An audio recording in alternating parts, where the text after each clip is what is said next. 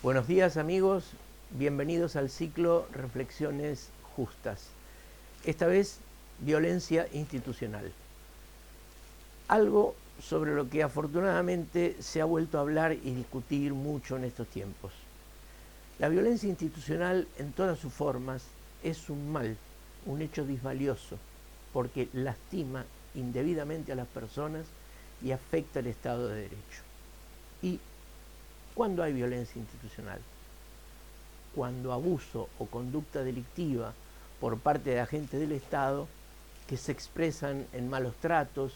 agresiones físicas y o psicológicas con consecuencias lesivas en la salud de las personas, lesiones que pueden ser transitorias o permanentes e inclusive en la pérdida de la vida, son clara e indiscutiblemente violaciones a los derechos humanos, es decir, de cualquiera de los derechos esenciales protegidos por nuestra Constitución Nacional y por los tratados internacionales de derechos humanos que desde 1994, como sabemos, tienen jerarquía constitucional. Si bien cualquier agente del Estado puede incurrir en ese tipo de conductas, lo cierto es que en la inmensa mayoría de los casos, como ustedes lo habrán advertido claramente, esos abusos y violencias son cometidos por agentes pertenecientes a las fuerzas de seguridad y penitenciarias. Es decir, la forma de actuación de las policías por una parte y de las autoridades de nuestras cárceles por otra. La cantidad de casos de violencia institucional en la República Argentina son lamentablemente innumerables. Es un fenómeno histórico, es una triste experiencia de larga data y además de dominio público. Todos lo conocemos. La inmensa mayoría de la población ha conocido una experiencia propia o cercana, o por los medios de comunicación. La violencia institucional es consecuencia directa de las políticas e interesados discursos, siempre con fines ocultos, de mano dura, autogobierno policial, privilegiar el armamentismo por sobre la prevención, o que las autoridades políticas se desentiendan del problema o privilegien actitudes represivas antes de abordar seriamente las causas del aumento de la criminalidad de calle, que son las que más nos preocupan, que, como sabemos, quienes conocemos estos temas, es directamente determinada por el aumento de la conflictividad social, a su vez consecuencia directa de la ausencia del Estado, de la falta de oportunidades, de la desigualdad y de la discriminación y exclusión sociales. Justamente en razón de ese volumen y extensión en el tiempo, como también la gravedad de las lesiones, es que la violencia institucional pasó a constituir hoy un fenómeno de gravedad institucional tal que termina por poner en crisis la efectiva vigencia y cumplimiento de las obligaciones a las que el Estado Nacional se ha comprometido, no solo a partir del reconocimiento de los derechos y garantías incluidos en nuestra Constitución Nacional desde 1853, fíjense la fecha desde que rigen las garantías,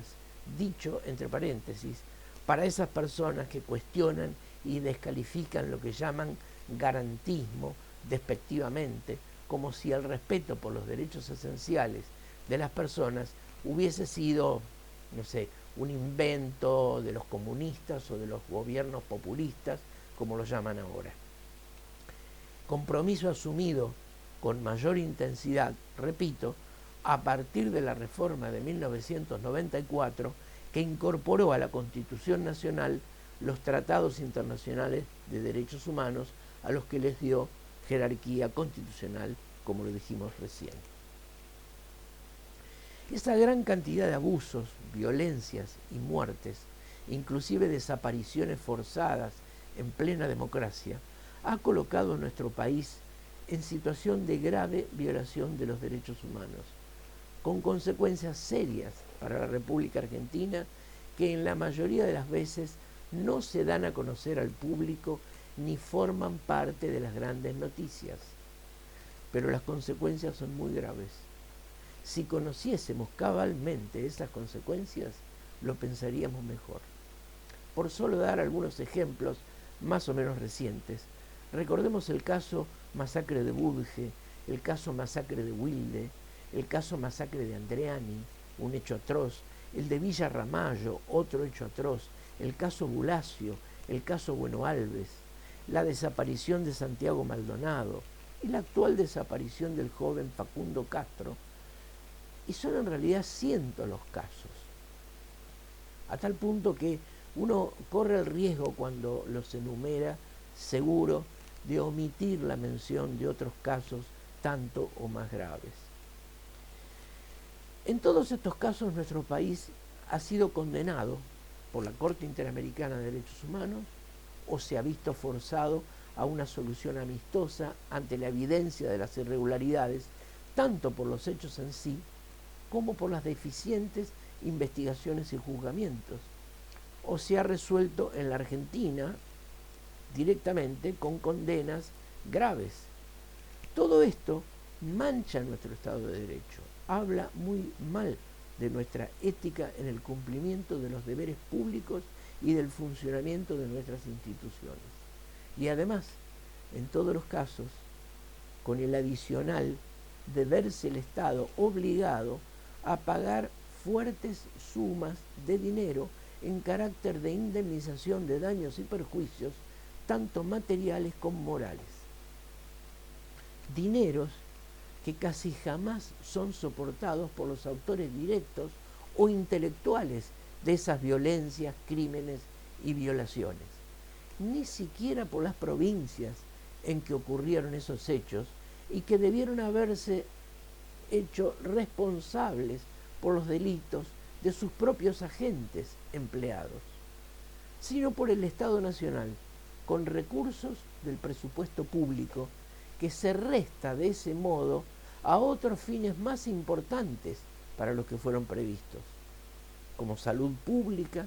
educación pública, investigación científica, mejoramiento de la infraestructura, etcétera, etcétera.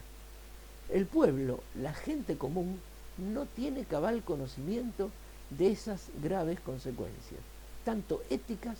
que afectan el prestigio, como económicas, sobre dineros públicos que casi siempre quedan ocultas. Si le prestásemos más atención, otra actitud tendría la mayoría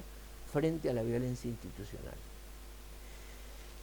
Es entonces imprescindible que el Estado tome una firme decisión al respecto. En primer lugar, implementando medidas efectivas a favor de la igualdad y la inclusión social, y con respecto a las fuerzas de seguridad, para que disminuyan y eviten los hechos de violencia institucional, en todos sus aspectos y consecuencias. Son varios los proyectos que se están estudiando, por cierto, pero es imprescindible, es algo que es imprescindible, que el pueblo tome el tema como propio. Cuando los pueblos toman un tema como propio y lo impulsan, mayor es la posibilidad de efectividad en cuanto a su implementación, como ha sucedido con el tema del aborto, con el de la igualdad de género o con el derecho a una comunicación democrática, porque le incumbe directamente al pueblo, son temas que le incumben directamente. Cuando se toma conciencia de esto, los derechos se conquistan, se logran y se hacen efectivos. Es más, le interesa al pueblo en defensa propia, porque todos, más tarde o más temprano, podemos ser víctimas de la violencia institucional. Si somos indiferentes frente a esta realidad, a pensarlo. Hasta la próxima.